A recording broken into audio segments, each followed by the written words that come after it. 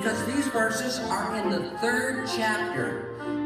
Proverbs chapter 3, verse number 13 says, "Happy is the man that findeth wisdom, and the man that getteth understanding." And then just a couple of verses down it says in Proverbs chapter 3, verse number 15, "She is more precious than rubies, and all the things thou canst desire are not compared to her." I love those verses. And we're going to sing those. There's a little song goes right along with it. I'll sing it first, and then boys and girls, you sing it, okay? Kind of goes like this. Happy is the man that findeth wisdom, and the man that getteth understanding.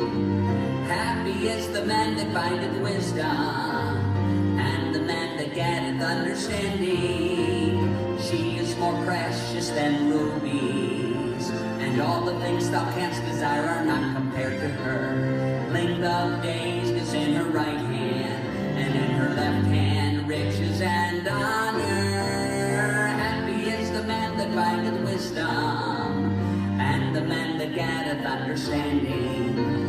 Happy is the man that findeth wisdom, and the man that getteth understanding. Boys and girls, sing that right along with me. You're gonna like this. Sing it. Happy is the man that findeth wisdom, and the man that getteth understanding. Happy is the man that findeth wisdom, and the man that getteth understanding. She is more precious than rubies, and all the things thou canst desire are not compared to her. Length of days is in her right hand, and in her left hand riches and honor. Happy is the man that findeth wisdom, and the man that getteth understanding. Happy is the man that findeth wisdom, and the man that getteth understanding.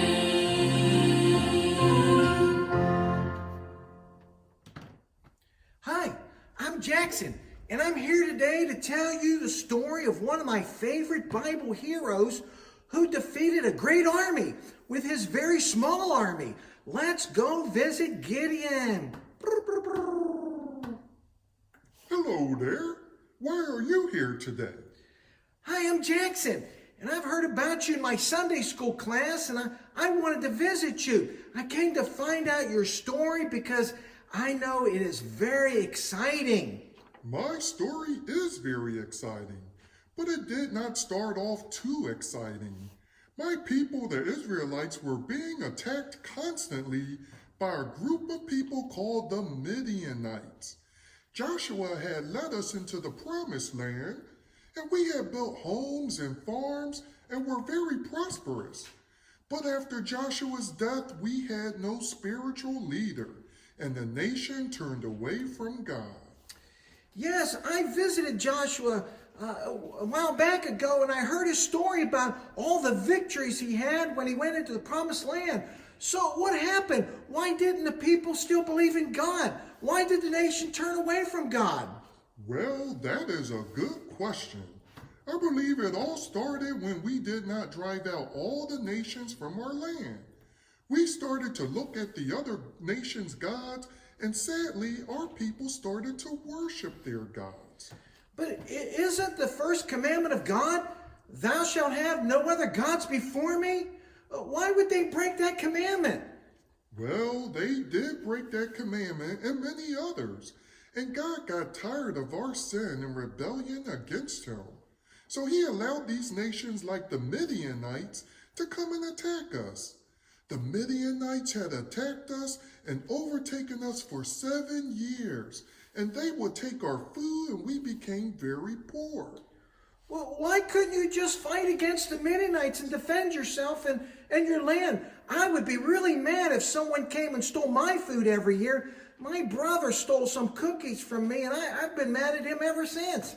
I guess I just have to learn how to forgive him.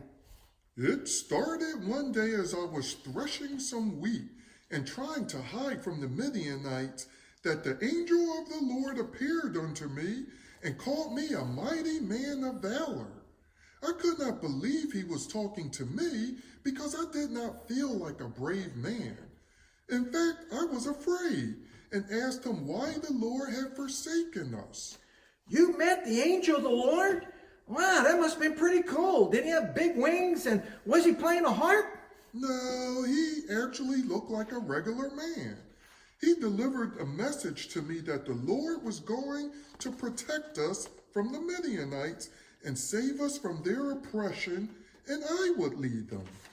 I told the angel that I am a poor man from a poor family, and I didn't think he could use me to deliver the Israelites from our enemy.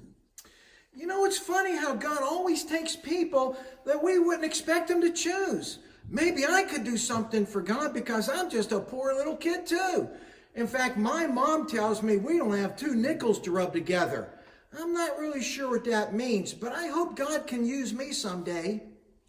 The angel told me that God will be with me and that he would use me to defeat this mighty nation. I asked for a sign, and the angel told me to take an offering and bread and put it on a rock, and he touched the offering and bread, and fire burned it up. I guess that was a sign I was looking for. Well, why did you need a sign? Didn't you just believe the angel? But then again, maybe I would have asked for a sign too, because I never met an angel, and I would want to make sure that he was from God. Well, my faith was not strong, and after that I asked God for even more signs. I put out a fleece of lamb's wool outside my door and asked if the next morning the fleece would be wet and everything else dry around it. And sure enough, there was dew only on the fleece and nowhere else. Just to make sure, I asked if the next day the opposite would happen and there would be dew in the ground, but the fleece would be dry. And God did what I asked him again. God confirmed his calling. So God showed you 3 signs to prove that he would help you defeat the enemy? I guess sometimes God has to show us things to help our faith. You know, I remember one time I liked a girl in my class, and I asked God to show me a sign. When I told the girl I liked her, she said, "Ew." I guess that was God's sign. Well, after those signs, I was ready to trust the Lord. I started off with 32,000 men against an army of 130,000 men and was greatly outnumbered to begin with. But God told me I had too many people. And so he said whoever was afraid to go home, and 22,000 men left. Wow! That left you with only 10,000 men to fight. You had 135,000 men. I guess God was really teaching you a lesson to trust him. But I did not even take 10,000 men to fight, because the next test God told me was to watch how the men drank water from the river. And there were only 300 that drank it the way God wanted. So now I had 300 men against 135,000 Midianites. Wow, that's impossible for 300 men to fight against 135,000. I bet you were afraid. No, I had learned to trust God by then, and he could defeat the army of the Midianites with any number of men that he wanted to. And then God gave me the plan for the battle. Well, what kind of plan? Would you use a bunch of tanks and rifles and bombs? That's how people fight in wars now and in the movies that I watched on TV. No, there were no tanks and rifles and bombs in those days, only swords and spears. But God did not even give us those. I was told to give each man a trumpet and an empty pitcher that had lamps inside the pitchers. And when I blew the trumpet, the men were to break the pitchers and hold the lamps in their hands and blow a trumpet in their other hand and cry, "The sword of the Lord and of Gideon." Wow, that sounds like a crazy plan. Who would be afraid of trumpets and lamps? How could you defeat 135 men without any weapons? Well, we split into 3 groups of 100 each and did exactly as God told us to do. The 300 men blew the trumpets, and the light shined from the lamps, and somehow it confused the Midianites, and they began fighting each other instead of us. They ran away in their confusion. I called the other men of Israel to come and chase after them. After all was done, God had given us a great victory, and the Midianites never came back and bothered us again. Wow, what a great story. God always helps us to defeat our enemies. That must have been quite a sight to watch 300 men defeat 135,000 men. I bet the Israelites always trusted God after that and never worshipped any other gods again. Yes, it was a great victory, and God was glorified. But sadly, later the Israelites did the same thing again by worshiping the other gods of the nations around them. Even though God had done something great, they never seemed to learn their lesson. Oh, that's so sad. Well, thanks for telling us your story, Gideon. I learned to trust the Lord and let him use me however he wants to. I learned that with God, nothing is impossible, and all our enemies will be defeated by God if we just pray and trust him. Thanks for being with us, boys and girls. See you next week. Bye-bye.